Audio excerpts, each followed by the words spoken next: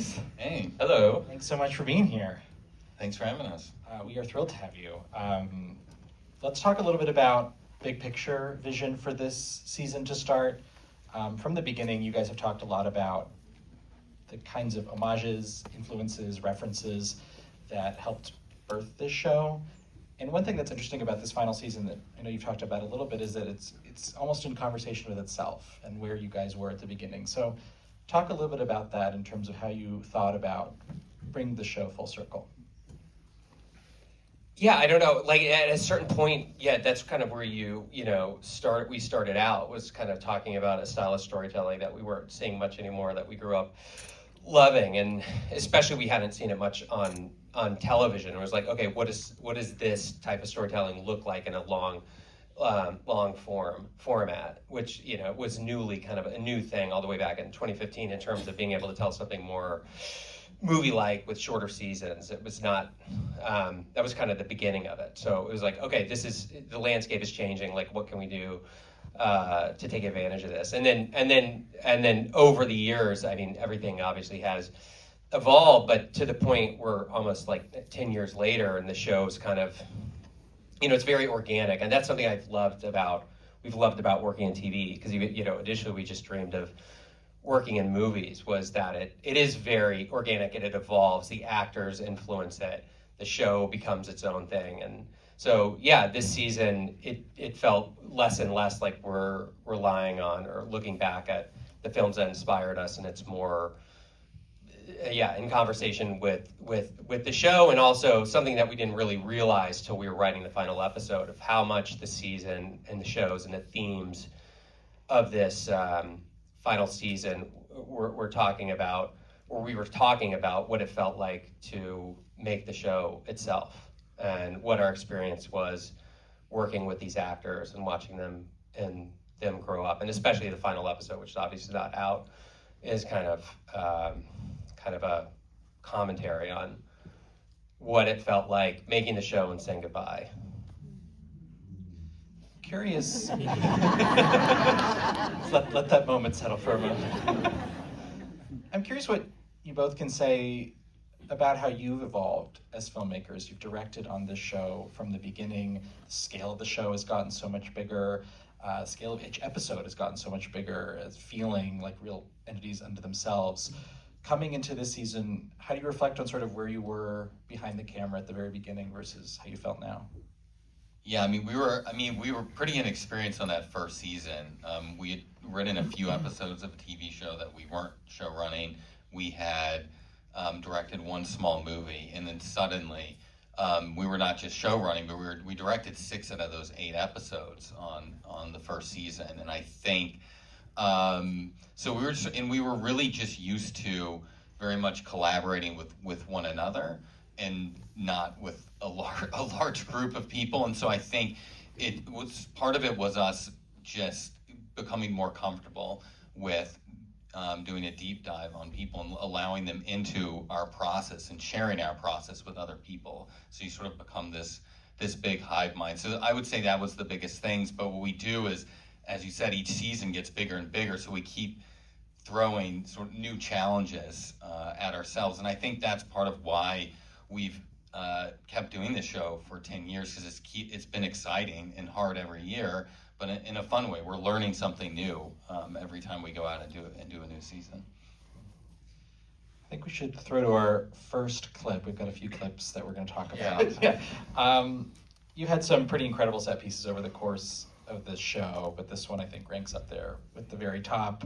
It's a oneer for starters, and it is not only is it a oneer, but it is one that has this enormous choreography with the characters and the action and visual effects. So just to start out, like, where does the conversation start on how you want to build out a sequence like that? I mean, we knew we wanted a big battle sequence, and it's right. I mean, you definitely have to separate the writing from the directing, because that's a weird thing about writing this stuff, because you're writing it and you have to not think about how painful it is going to be to execute some of this stuff, and then when you're starting to get to the point of prepping something, you're going, what were we thinking? Because this is kind of a nightmare was a nightmare in every conceivable way because it's a big action sequence. It's at night, involves an insane amount of stunts, and it has children in it. I mean, the children part of it was what really made it difficult because they can't work very late. So it's actually I feel like it's a cheat calling it a wonder. It's like, think how many stitches is in there? 5, something like that. So because we could only do about 2 hours. Well, Something like that. run out of the kids, yeah. Because before we ran out of time with the kids. So what we were doing, we would be directing other sequences, and then we had our main AD would peel off, and they would start kind of prepping this sequence for a couple hours. So then we would show up, everything would more or less be ready to go, and we would start shooting it. And the goal was every night to just get one of the five sequences done. And of course it's Atlanta and it was raining all the time. So every night it was raining or lightning or whatever. So it was the whole thing was awful. But yeah, I mean, and the big, like, okay, let's do Children of Men. Let's shoot on a wide angle lens. Let's change the shutter. And just, you wanted to make it feel as immersive as possible. And even though it is heavy, there's a lot of VFX. The only VFX are the monsters. So, there's no digi-doubles. Those are all ratchet pulls. And that's the other reason we split it up, because you can't, I think most people know you can't, be flinging those stuntmen around too many times, because, they're going to get injured. But our stunt coordinator, Hito, was like, it was wild for them, because they're like, we're doing big pulls in the deep background. And they're like, usually when we're doing a big stunt, you want to feature it.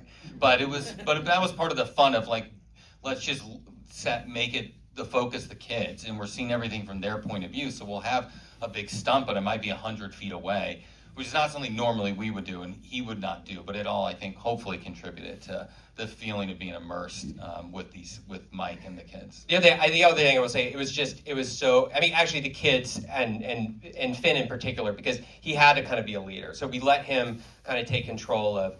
Allowed him a little bit to direct these kids and put him in a leadership role. They all looked up to him, and I think that really helped his and their performance. And the other day, it was just so amazing to shoot. All the sets it's a giant back lot, and it's like Ross and I, it's been our dream since we were kids to shoot on the back lot. Because we grew up in North Carolina, and the first the first studio we visited was the Wilmington studios, and we saw the backlot where they shot The Crow, which we really loved. And it was like, ever since we saw that, we wanted to shoot on the backlot, and we finally got to do that. It was so fun. I wonder if you could talk a little bit about working with this cast that's been there from the beginning. Someone like Finn, for those of us who've been watching the show for so many years now, there's an emotional relationship, not only to these characters, but watching these actors grow up. And I would imagine it's only stronger for you guys who've developed these very tight bonds with them. And then you can have a moment like this and a sequence like this where we see Finn as a leader. Yeah, I think that was part of the joy, I think, of this season. And that's one reason we wanted to bring in some younger kids that were more or less their age when they started the show, because it allowed them to step up in a way. So we see it with Finn with these kids. We see it with Sadie, with Nell. We'll see that in a scene later, and it allowed them to go into this leadership, mentorship role. In the first scene of the season, we had a young actor playing Will, and we just let Noah go off and direct this kid as, this is what I would do in this moment. And he was there the whole time, side by side with him. And I thought that just gave the whole experience, because it was a hard shoot, but it gave the whole experience a bit of it felt full circle, and it felt right. It felt like the right way to say goodbye to the show. One other element of this clip that I'd like to ask about is how the work with visual effects has evolved. I mean, that's obviously a very elaborate dance you guys are working with here, but it does feel like as the seasons have gone on, just that there's more sophistication in the way you use them, more complexity. So yeah, how did that evolve this time around? Yeah, I mean, we've learned so much about visual effects. We've never really relied on previs at all.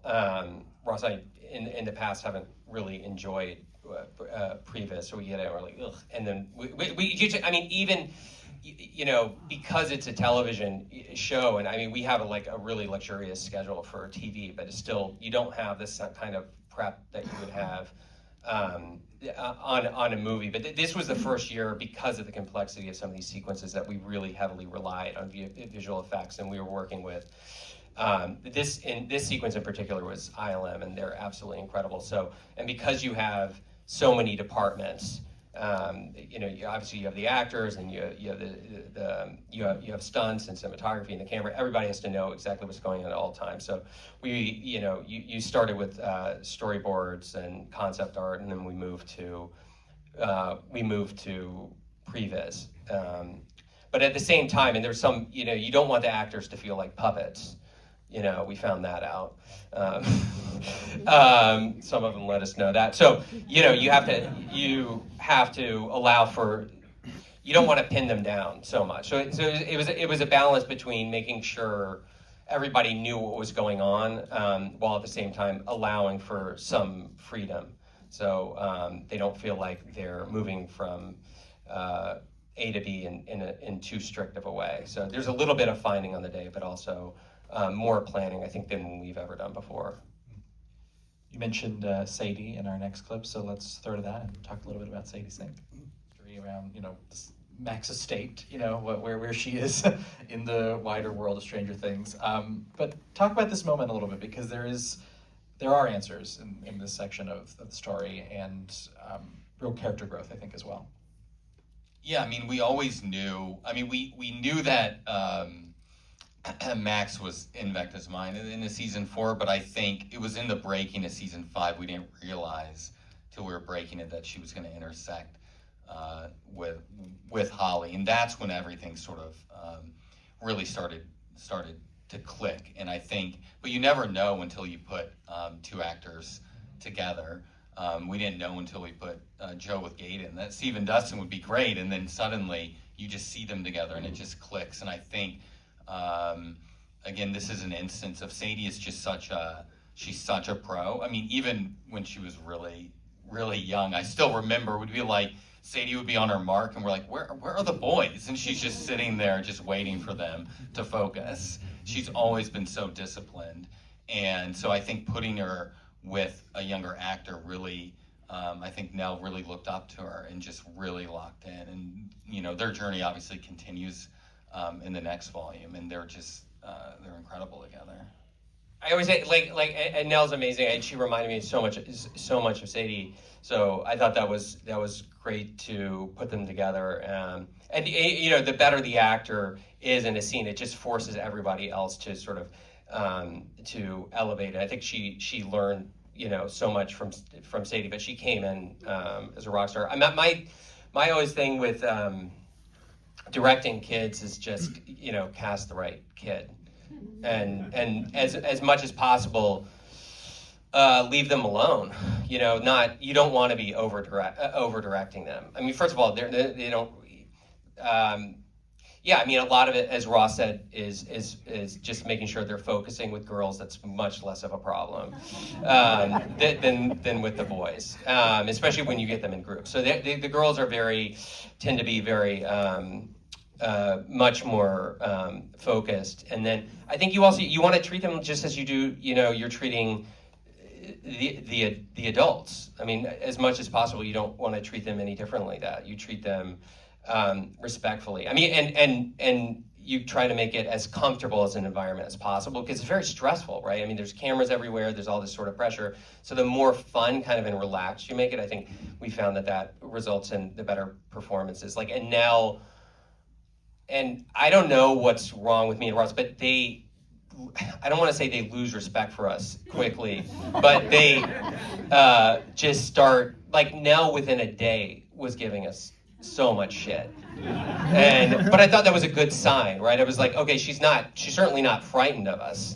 And I think that results in, you know, a better, freer environment. So she's not scared to share ideas. We're not, you know, and she's not scared to push back if she feels something isn't organic. We can be honest with her, she can be honest with us. So, and that, I don't know, that's how we've found working with kids is most successful. I imagine you learned that on the fly back in season 1 a little bit.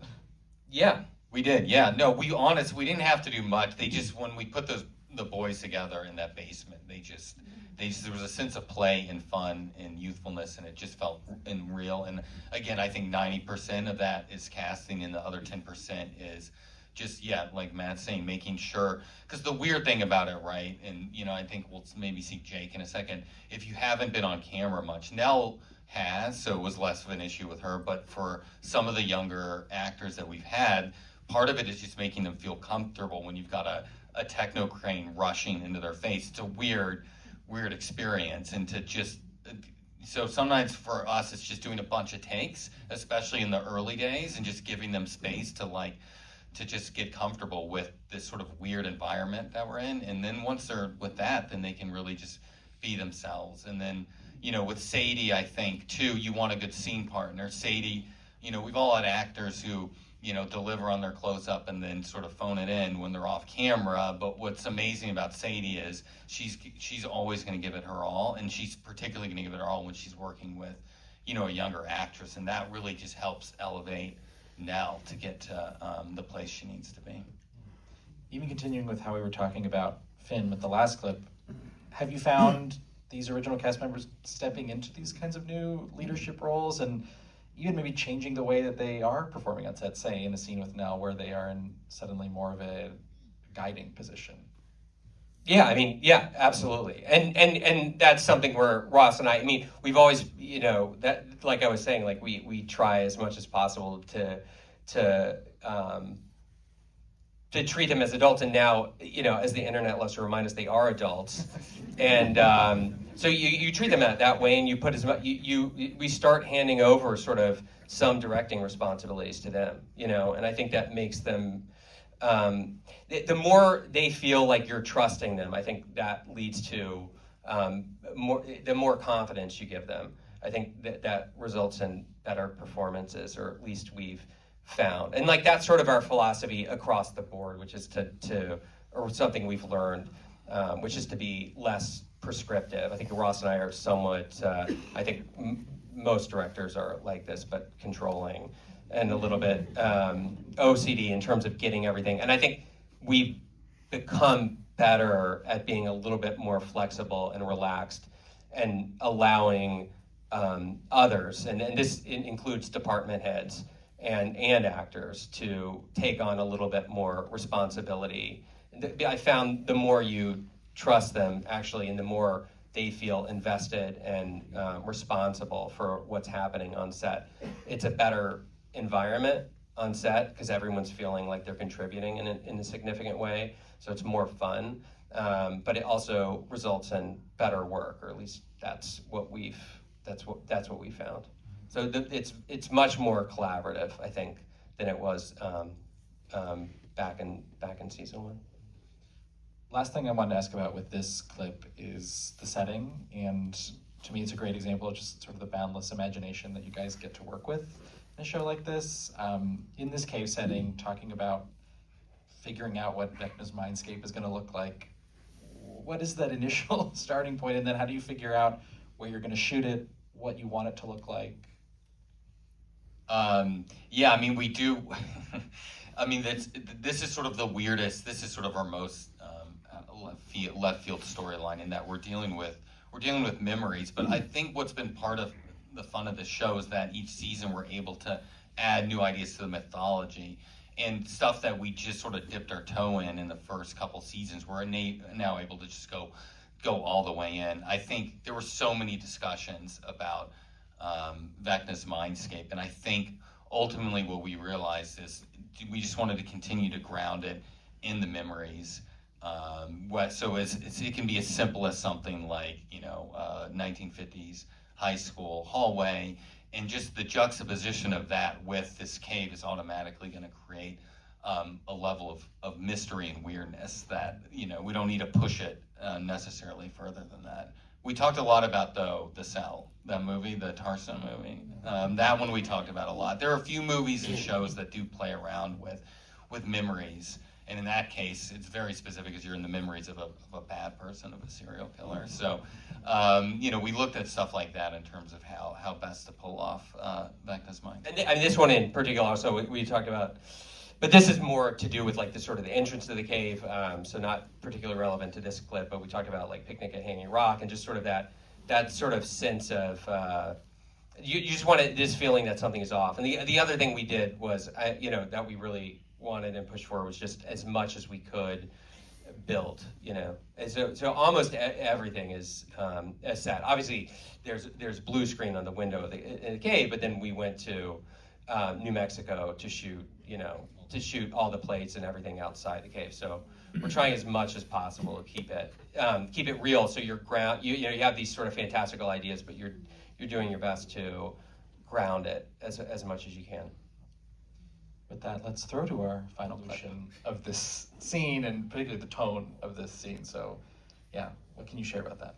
Well, I think part of the fun, this is part of the one reason we love writing, but the discovery on the day of the direction. So on